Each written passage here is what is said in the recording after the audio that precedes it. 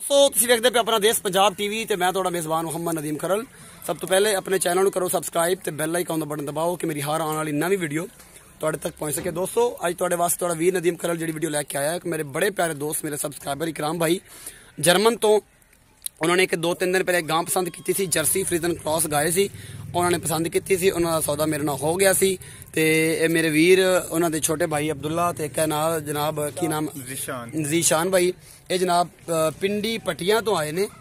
ये जनाब गां लैन वास्ते तीनों दो उन्होंने भाई ने, एक नाल होर है ते एक होर भी है नाल। 4 बंदे ने टोटल एक गां लैके एक लत्त फड़ के लेके जाएंगे। तो ये जनाब जीशान भाई ते अब्दुल्ला भाई किवें लग्या इत्थे आके, तो तुहानूं कोई ऐसा फील तो नहीं होया कि मतलब कोई गलत या इस तरह कुछ चीज़ है? नहीं भाई, अल्लाह का शुक्र है, बहुत अच्छा एक्सपीरियंस रहा और भाई का इखलाक भी बहुत अच्छा था। बहुत अच्छा लगा यहाँ पे आके। जीशान भाई आप बताएं। बहुत अच्छा लगा, आपकी फोटो बड़ी खूबसूरत आ रही है वैसे। जी मैं है ही बड़ा प्यारा। अच्छा जी, सानू वैसे गल दा पता है। अच्छा जी तुसीं सुन लो सारा कुछ। ते ये गां जेहड़ी तुहानूं दिखाई सी ओही दित्ती कि बदल के दित्ती? जी भाई बिल्कुल वही है। मतलब ओदा कोई मतलब 100% कोई गां निशानी तो नहीं लाई? नहीं भाई।